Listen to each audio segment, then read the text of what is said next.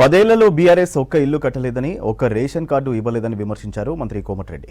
ప్రజాప్రభుత్వంలో 20 నెలల్లోనే 4 లక్షల ఇల్లు నిర్మిస్తున్నామని, పేదలకు సన్నబియ్యం పంపిణీ చేస్తున్నామని తెలిపారు.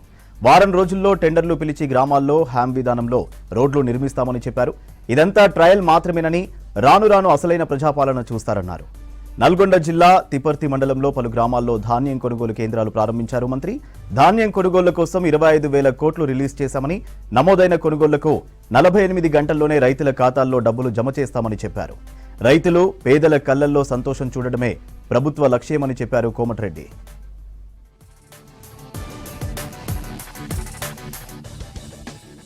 మామిడాల, కాజీరామారం, అలాగే అంతయ్యగూడెం, కొరువేనుగూడెం, తిప్పర్తి మార్కెట్లో లారీలు కూడా లోడ్లు నింపి దాదాపు జిల్లా వ్యాప్తంగా, నల్గొండ జిల్లా వ్యాప్తంగా ఐకేపీ సెంటర్ల ద్వారా, ఐకేపీ సెంటర్లతో పాటు పిఎస్సిఎస్ కోఆపరేటివ్ బ్యాంకు ద్వారా ముమ్మరంగా ధాన్య సేకరణ నల్గొండ జిల్లాలోనే తెలంగాణలో బాగా వేగంగా నడిచే జిల్లా.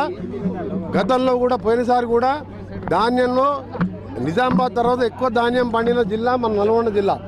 ఈసారి ఒకటే చెప్తున్నాం రైతులకు, మీకు 72 గంటల్లో సన్నాలు వేసిన వారికి అయితే బోనస్తో కలిపి, సన్నాలు లేని వారికైనా 72 గంటలు మ్యాక్సిమం లోపల ఎవరికైనా అకౌంట్లో పైసలు పడకపోతే నాకు ఫోన్ చేయండి, మీకు 1 గంట లోపలే మీ అకౌంట్లో డబ్బులు పడే విధంగా మీ అందరికీ కూడా హామీ ఇస్తున్నా.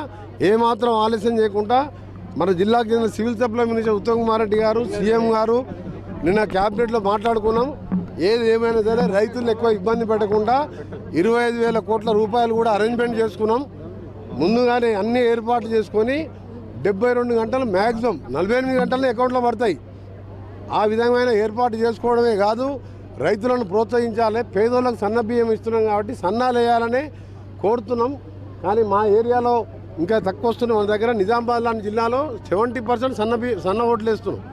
అందుకనే ఇంకా కోరుతున్నాం, వచ్చే దానిలో సన్నాలు వేసుకొని లాభసాటిగా మారాలి. రైతు కళ్ళల్లో సంతోషం చూడడమే మా ఏకైక లక్ష్యం.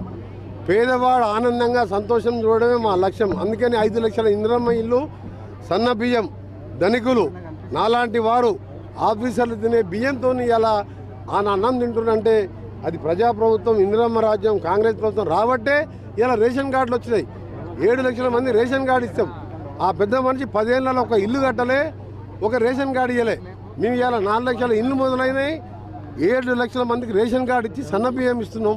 ఇది మా ఘనత. ఇంకా ఇప్పుడు 20 నెలలనే నేను చేసినాం. ఇప్పుడే ఇట్లుంటే ఇది ఏమైనా ట్రయల్ మాత్రమే. రాబో కాలంలో నిజమైన ప్రజాప్రభుత్వం, కాంగ్రెస్ ప్రభుత్వం మీరు చూడబోతున్నారు.